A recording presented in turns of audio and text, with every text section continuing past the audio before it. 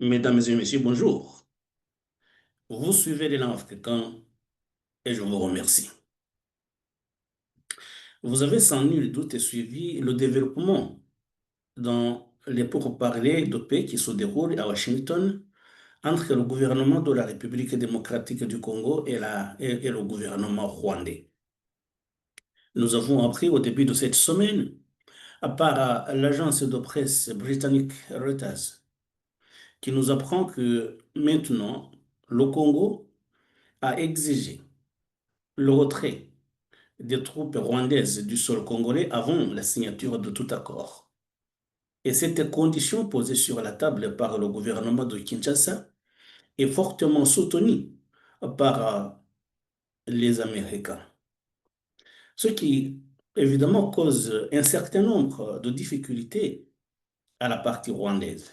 Pourquoi? Parce que le Rwanda, d'abord, n'a jamais reconnu officiellement disposer des troupes à l'est de la République démocratique du Congo. Donc, pour le Rwanda, c'est les Congolais qui se battent entre les Congolais. La rébellion AFC M23 est composée des Congolais.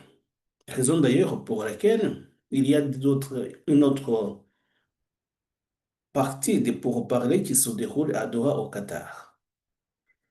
Et donc, si maintenant les Congolais et les Américains exigent le retrait des troupes rwandaises de l'Est de la République démocratique du Congo, avant la signature de tout accord, c'est que le Rwanda est devant un piège. Pour d'abord retirer ses troupes, il faut accepter officiellement qu'évidemment, il y a des contingents militaires rwandais qui sont à l'est de la République démocratique du Congo, qui pillent et qui tuent, et qui ont aidé la rébellion à conquérir tous ces territoires occupés maintenant. Et donc, il y a une formalité nécessaire, simple mais nécessaire. Ça veut dire que le Rwanda doit accepter de façon officielle qu'il a des troupes à l'est de la République démocratique du Congo. Ce qui, quand même, est une tâche difficile. C'est difficile parce que jusqu'à présent, le Rwanda continue de nier. Et j'ai vu d'ailleurs la communication rwandaise, c'est intéressant. Il y a deux interventions officielles. D'abord, le ministre rwandais des Affaires étrangères, Olivier Nduhungirehe, qui a dénoncé euh, la violation du secret des pourparlers par les Américains. Ce qui, pour lui, pourrait d'ailleurs faire en sorte que le Rwanda se retire de ces négociations. Évidemment, c'est une menace. Une autre communication est venue du porte-parole de l'armée rwandaise, Léonard Delguivanga, qui a annoncé que le FDLR et les forces démocratiques pour la libération du Rwanda sont maintenant au nombre entre 7 000 et 12 000 hommes. Ce n'est pas des chiffres fortuits qu'il a sortis comme cela. C'est que justement dans la communication, dans la publication de Reuters que nous avons vu en début de cette semaine, c'est que maintenant les Américains ont annoncé que le Rwanda, le nombre de soldats rwandais qui sont sur le sol congolais sont entre 7 000 et 12 000 hommes. Et comme par hasard, l'armée rwandaise, par le biais de son porte-parole, sort les mêmes chiffres, le même nombre concernant l'FDLR. Vous savez que le Rwanda, bien sûr, dans ces négociations, met en avant sa sécurité en exhibant cette menace de l'existence des forces démocratiques pour la libération du Congo, du Rwanda, présentes sur le sol congolais. Et donc, ça veut dire quoi? Ça veut dire qu'il y a une sorte de parallélisme que le Rwanda voudrait faire intervenir. Ça veut dire, si nous avons 7 000 ou 12 000 hommes sur le sol congolais, il faut également savoir que c'est parce que au Congo, il y a des combattants des FDLR qui ont les mêmes effectifs. Ça veut dire en fait que la partie rwandaise ne sait plus quoi faire. Cette sortie, cette publication de l'ETAS qui nous a appris ce que la phase des négociations qui est en cours, justement, cette condition posée par les Congolais et soutenue par les Américains, mais plutôt le Rwanda à mauvaise position. Les autorités rwandaises sont dans l'embarras. Les autorités rwandaises sont très mal à l'aise. Et justement, les deux sorties, la publication du ministre Nduhungirehe sur sa page X et la communication du porte-parole de l'armée rwandaise nous l'indiquent bien parfaitement. Et donc, il y a cette communication, on verra ce que ça va donner, mais ça risque de compliquer les choses. Parce que même si le Rwanda accepte maintenant de remplir cette formalité, de reconnaître officiellement, disposer des troupes à l'est de la République démocratique du Congo, on comprend bien que le retrait, si le retrait il y a, le retrait ne peut pas se faire en quelques semaines. C'est un dispositif qui demande bien des moyens et qui demande du temps. Autrement dit, ce que je veux dire, c'est qu'on nous avait annoncé, et c'est ce qu'avait annoncé l'envoyé spécial américain en Afrique, Massad Boulos, nous avait indiqué que d'ici la fin du mois de juin ou début juillet, l'accord devrait être signé. Mais s'il y a ce retrait préalable exigé maintenant des troupes rwandaises, ça veut dire que la signature n'aura pas lieu aussitôt que prévu. Donc, ça veut dire qu'il y a un retard. Ça complique les choses justement. D'abord parce que les Congolais continuent de souffrir, les Congolais de l'Est. Les combats ne se sont pas arrêtés, même si l'intensité n'est plus la même qu'en début de l'année. Mais on comprend justement qu'il y a des changements qui interviennent par le fait même qu'il y a cette condition, compréhensible d'ailleurs, de la part de la République démocratique du Congo. Parce que si les Congolais avaient accepté de signer cet accord, alors que les troupes rwandaises restent sur son sol, ça veut dire qu'ils acceptaient aussi de continuer à vivre avec eux. Et nous savons que ce sont des gens armés, dangereux et qui commettent des crimes. Et voilà. Et donc, cette communication, cette publication de l'agence de presse Reuters nous apprend une chose très importante. D'abord parce qu'il y a cette exigence et puis parce que on nous apprend maintenant l'ampleur de la présence de l'armée rwandaise à l'est de la République démocratique du Congo. Vous savez que les derniers rapports faisant état du nombre de soldats rwandais sur le sol congolais parlait plutôt de 4000 hommes. Mais là, c'était l'année dernière, au mois d'avril, lorsque, il venait de conquérir la cité de Rubaya. Et maintenant, on dit que le nombre aurait triplé, ce qui est énorme, et qui n'est pas étonnant, puisque les parties conquises se sont largement agrandies. Vous voyez, justement, ils étaient dans le nord Kivu. Maintenant, ils ont conquis les villes de Goma, ils ont conquis Sake, ils ont continué vers le Bukavu. Et maintenant, ils sont à la porte de la ville d'Uvira, même si là, ils ont rencontré de fortes résistances. Et puisque justement on parle de ce développement, il faut dire que c'est une victoire importante diplomatique de la part des autorités congolaises. C'est pas pour rien que dernièrement, le président Félix Tshisekedi a tenu à féliciter officiellement sa ministre des Affaires étrangères, Thérèse Kaikwamba Wagner, et il l'a félicité de façon officielle, puisque cette personnalité fait un grand travail, un travail intensif et qui porte des fruits.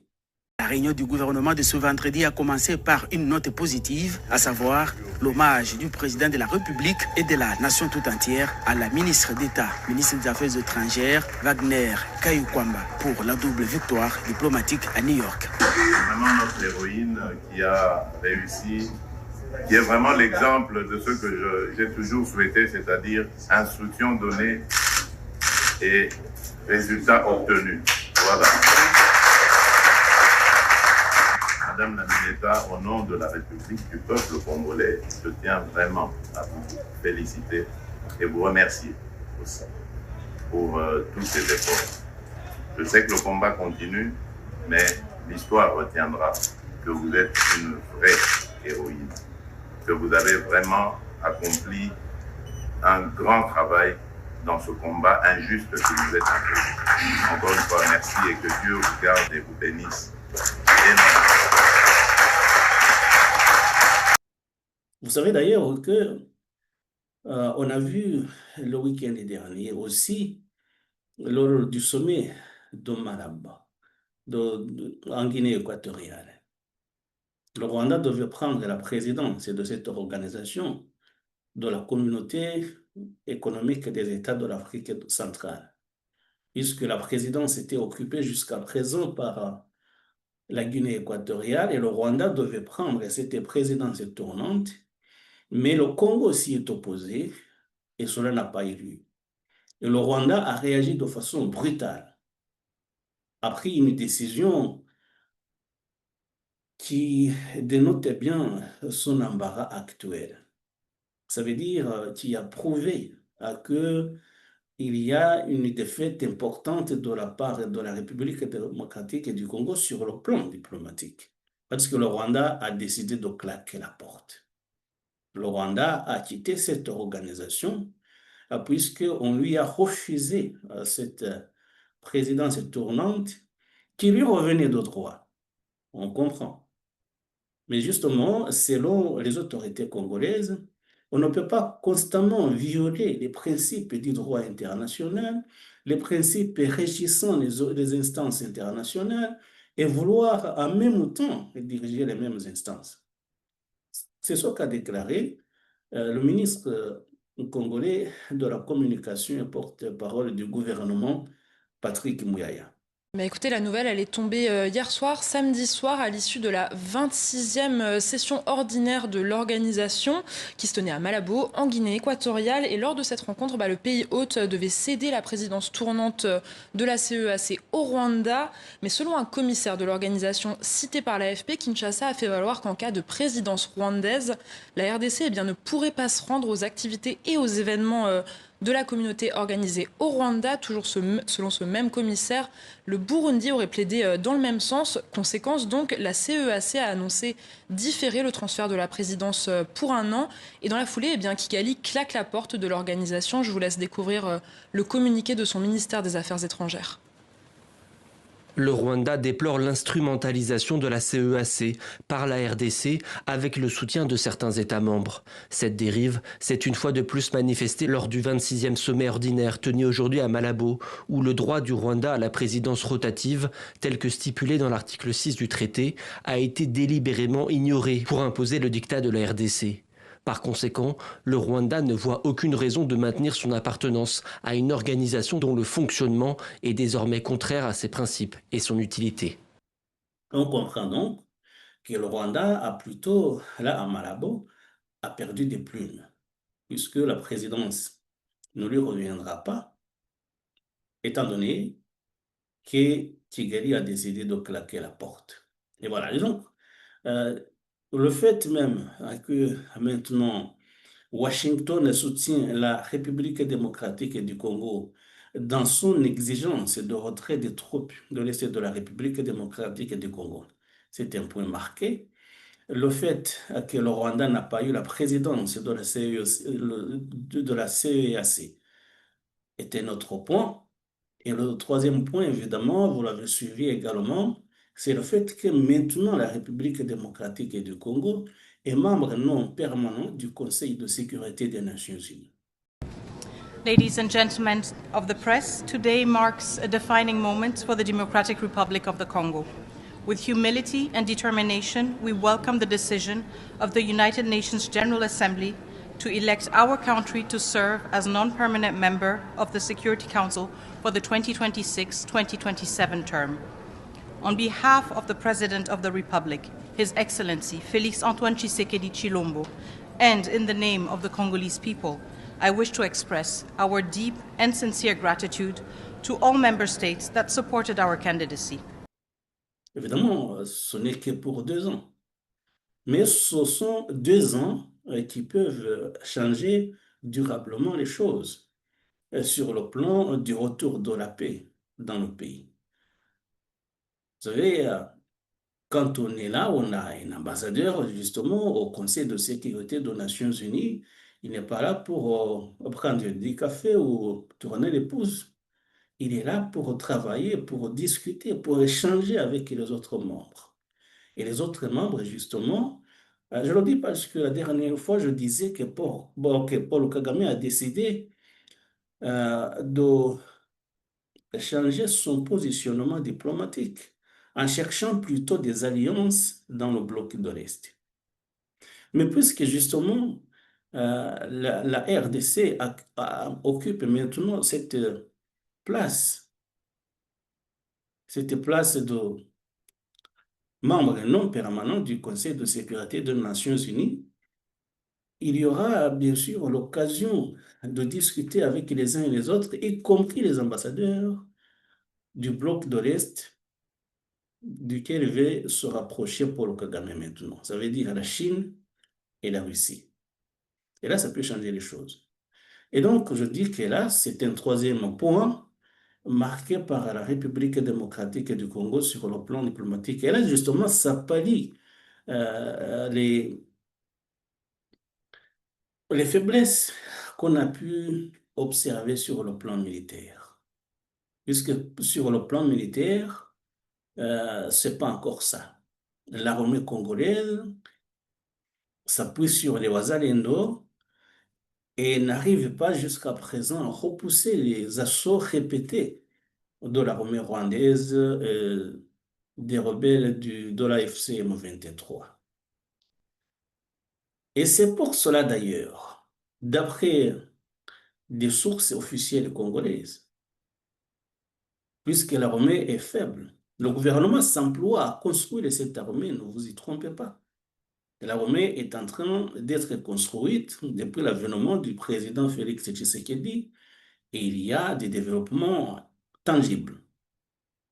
Ces développements tangibles, justement, observés aussi sur le terrain, même si ce n'est pas encore à la hauteur de l'armée rwandaise.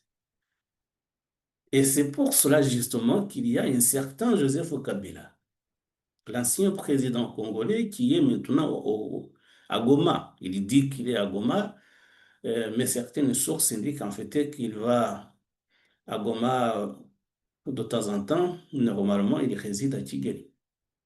Mais il est à Goma.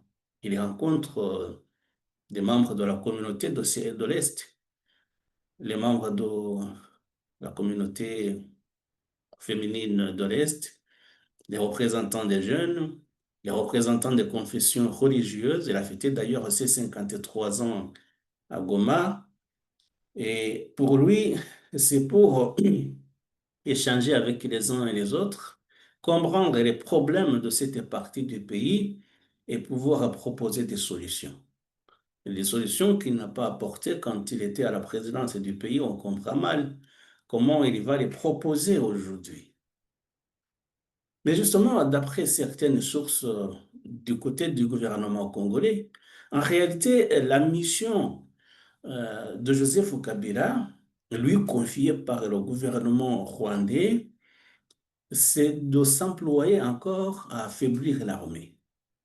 Puisque justement l'armée est en train de se reconstruire et il y a des développements positifs qui sont observés, Joseph Kabila aurait reçu la consigne d'activer ses réseaux au sein de l'armée, non seulement au sein de l'armée, mais également au sein des autres instances de sécurité du pays, pour activer ces réseaux et affaiblir encore l'armée.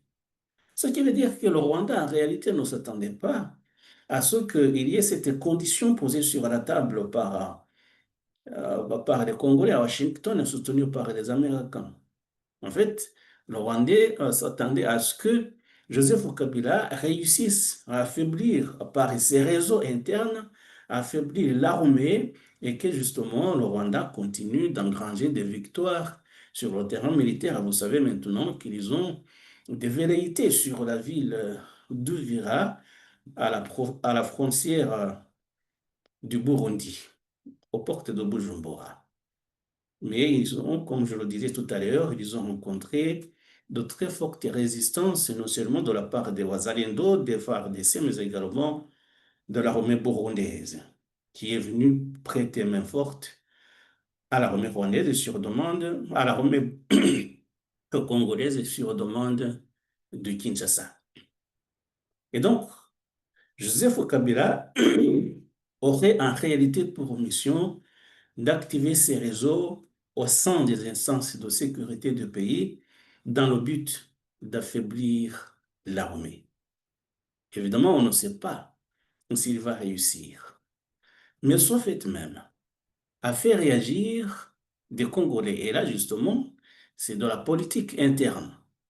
J'ai suivi deux communications importantes. D'abord, Jean-Pierre Bemba, l'actuel ministre des Transports congolais, qui a accusé officiellement Kabila d'avoir voulu, euh, avec la complicité d'autres politiciens qu'il a cités, et évidemment avec l'appui du Rwanda, d'avoir voulu renverser les institutions de son pays et d'avoir voulu attenter physiquement à la vie du président Félix Antoine Tshisekedi. Et là, justement, c'est la première accusation. Il a dit officiellement sur une chaîne publique congolaise.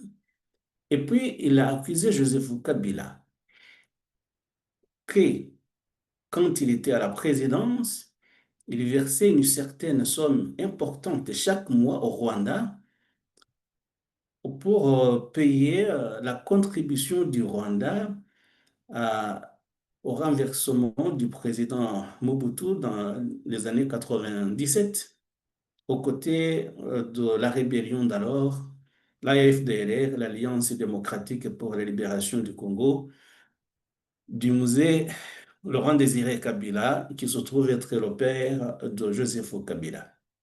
Et voilà. Et donc, Jean-Pierre Bemba accuse Joseph Kabila d'avoir voulu renverser les institutions, d'avoir voulu assassiner le président Félix Tshisekedi et d'avoir, quand il était à la présidence, piller, c'est ce qu'on peut dire, payer une somme d'argent en dollars, une somme en dollars très importante et qu'il a payé au Rwanda. Je peux vous confirmer effectivement que c'est d'actualité et je peux vous dire que j'accuse M. Hippolyte Kanambe alias Joseph Kabila, Katumbi Moïse Soriano et certains acteurs dirigeants de la SENCO d'être les auteurs d'une tentative de déstabilisation de l'État et également d'atteinte à la sûreté de l'État en voulant éliminer le chef de l'État.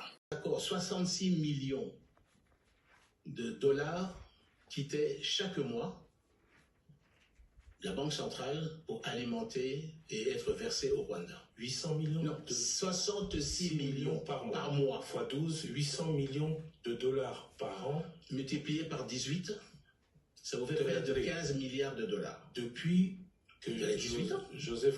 Depuis le 18 ans. Et ça, vous savez que c'est la justification du régime de Kigali. C'était pour, soi-disant, payer l'effort de guerre qui avait été mené pour chasser Mobutu en 7 mois. La RDC a payé 66 millions de dollars par mois. Absolument. Pendant 18 ans. Pendant 18 ans. C'est ça qui a coûté, je veux dire, à la République. Et ça veut dire multiplié par 18, ça vous fait 15 milliards de dollars. Et quand Félix Tshisekedi arrive, qu'est-ce qui se passe? C'est là maintenant la raison pour laquelle on cherche la tête de notre président. Lui a dit que non, ça ne peut pas continuer comme ça. 66 millions de dollars par mois. Lui a dit non, ça ne peut pas continuer comme ça. Et c'est une des raisons pour laquelle on lui fait la guerre. On lui fait la guerre à notre pays. L'objectif, dans tous ces objectifs qu'il était en train de mettre en place, c'était également la balkanisation du pays. C'est ce que son chef, le commandant suprême de l'armée de Hippolyte Kadambé, lequel lui appartient, c'était également organiser la balkanisation du pays. Mais là, il n'a pas réussi. Parce qu'il s'est trouvé face à un peuple qui veut rester uni et qui ne veut pas être divisé. Qu'il est aujourd'hui, ce peuple. Non, ce peuple ne veut pas être divisé. Et quand on voit justement cette accusation de vouloir tuer, assassiner le président Félix Tshisekedi, ça nous fait penser à une autre accusation. Vous savez, il y a un proche du chef de l'AFC, Corneille Nangaa, un certain Eric Ngouba, vous le savez, qui a été arrêté en Tanzanie, qui a été extradé à Kinshasa et qui a été condamné à mort. Lors de son interrogatoire, il a à peu près répété la même chose. Il a dit qu'il a entendu une communication entre Corneille Nangaa et Joseph Kabila qui visait à organiser une sorte de coup d'État pour renverser Félix Tshisekedi, mais que le Joseph Kabila aurait plutôt découragé, déconseillé les Rwandais d'attenter à la vie de Félix Tshisekedi, non pas par clémence, mais parce qu'il disait que cela ferait de lui un héros. Et donc, il y a une petite divergence, c'est que pour Eric Ngouba, Joseph Kabila aurait plutôt dit de ne pas assassiner Félix Tshisekedi, tandis que pour Jean-Pierre Bemba, ce projet aurait lieu et qu'il aurait reçu l'aval du président, de l'ancien président Joseph Kabila. Ce qui, dans tous les cas, montre bien qu'il y a eu ce projet. Le projet de faire un coup d'État, de renverser les institutions, mais aussi d'assassiner Félix Antoine Tshisekedi. Évidemment, ce sont des projets macabres qui viennent du Rwanda, mais avec la complicité de certains Congolais, dont Joseph Kabila lui-même. Et donc maintenant, ce qu'il faut observer aujourd'hui, c'est que maintenant, Joseph Kabila est là pour tenter d'affaiblir l'armée, du moins selon des sources proches du gouvernement congolais. Et c'est pour cela que Jean-Pierre Bemba est monté au créneau, non pas pour le salir, mais pour dire à l'opinion congolaise que Joseph Kabila n'est pas quelqu'un de recommandable. Deuxième réaction interne aussi concernant la politique interne, mais qui concerne la présence de Joseph Kabila à Goma, ça vient de l'opposant Martin Fayulu. Martin Fayulu, c'est lui qui estime qu'il est président élu, puisque pour lui, il avait gagné les élections de 2018. C'est lui qui devait être président de la République, mais que Joseph Kabila et Félix Tshisekedi ont magouillé pour installer l'actuel président. Et donc, c'était un opposant à Félix Tshisekedi. Mais quand il a vu Joseph Kabila à Goma, il a dit que le pays est en danger. Il y parle. Il dit que son pays est en danger. Et pour lui, pour faire face à ce danger, il faut une sorte d'union nationale. Et c'était pour lui une nécessité, c'est ce qu'il dit. Il est allé rencontrer le président Félix Tshisekedi. Ça demande quand même du courage. Quelqu'un, si ce qu'il dit est vrai, vous a pris votre poste de président de la République, il est allé quand même le rencontrer, ils ont échangé, tout s'est très bien passé, et puis ils ont exprimé justement les inquiétudes des uns et des autres, et ils ont convenu de travailler ensemble pour le retour à la paix. Et cela, c'est à saluer. C'est un geste politique très symbolique, mais très important qu'a posé Martin Fayulu. Et c'était en réaction, justement, à la présence de Joseph Kabila, à Goma ou à Kigali, ça revient à même. Ça veut dire que Joseph Kabila, justement, est là. Et Martin Fayoulou n'hésite pas à parler de danger de balkanisation du pays. C'est pour cela qu'il s'est rapproché du président Félix Tshisekedi et il lui a demandé de travailler avec lui pour trouver une solution durable à la crise qui s'est coulée de la République démocratique du Congo en vue d'écarter ce danger de balkanisation. Voilà. Et donc, la politique interne maintenant est secouée par Joseph Kabila qui est à Goma, qui est plutôt à Kigali, qui seront de temps en temps à Goma. Mais ça veut dire justement que les Congolais ont décidé de réagir. Cela ne va pas dire que Joseph Kabila n'a pas de soutien. Loin de là, il a beaucoup de soutien à l'intérieur du pays, mais on voit que quand même, il est en train de perdre du terrain. Puisque pour les Congolais, pour la majorité des Congolais, quand on se rapproche du Rwanda, qui est, disons-le, l'ennemi public numéro un de leur pays, euh, quand on est en train de travailler avec eux, cela est très mal vu. C'est pour cela que Joseph Kabila, en voulant reconquérir le pouvoir qu'il a perdu, est en train évidemment de perdre également pas mal de soutien dont il disposait politiquement à l'intérieur de son pays. Et on voit mal, justement, même si les accords de paix de Washington patinent maintenant avec cette nouvelle condition, on verra si le Rwanda va accepter de retirer son armée, accepter d'abord qu'il y a ces troupes à l'est de la République démocratique et du Congo, mais même s'il accepte, il y aura du retard. Alors, si cet accord a lieu, si l'accord est signé, ça veut dire que normalement, Joseph Kabila aura tout perdu. Parce que le Rwanda, signataire de l'accord de Washington, n'aura plus besoin de Kabila. Kabila était là pour affaiblir les instances de sécurité de son pays. Maintenant que le Rwanda se serait retiré de l'Est de la République démocratique et du Congo, et qu'il aurait accepté de signer certains accords de partenariat avec la République démocratique du Congo, normalement, c'est ce qui était prévu. Ça veut dire que le Rwanda n'aurait plus besoin de Joseph Kabila. Et là, Joseph Kabila, justement, aurait tout perdu. On verra comment cela va se passer.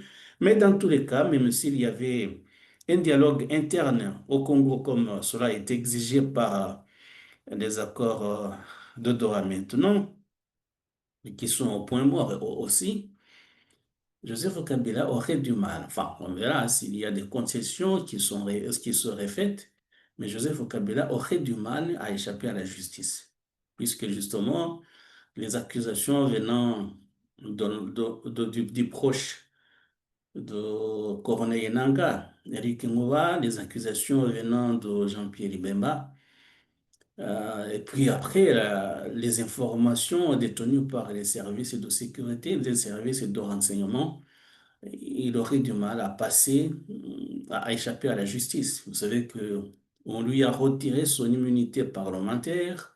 Ça veut dire que la prochaine étape, c'est pour cela qu'il est en exil, la prochaine étape serait de le traduire devant la justice. Mais ça, justement, on verra si il exige d'être amnistié à Doha par les accords de Doha. Mais même si il échappait à la justice par miracle, il aurait du mal à échapper à la justice populaire. Je dis bien qu'il deviendrait si impopulaire qu'il ne pourrait plus se présenter au suffrage. Ce serait très compliqué. Mais on sait que en politique, tout est possible. Mais pour nous, Joseph Kabila est politiquement fini. Voilà. Aujourd'hui, nous voulions évoquer ce sujet, ces derniers développements dans les négociations, dans les pourparlers de paix qui se déroulent à Washington entre le gouvernement rwandais et le gouvernement de la République démocratique du Congo. Vous voyez que ça risque d'avoir un retard non négligeable à cause justement de cette de ce nouvel élément introduit par le Congo qui exige d'abord le retrait préalable des troupes rwandaises. Mais également, on sait que Kigali n'est pas favorable à ce retrait, d'abord puisqu'il continue de nier. Mais dans tous les cas, il y aura intérêt d'entente. On verra ce que Washington va faire.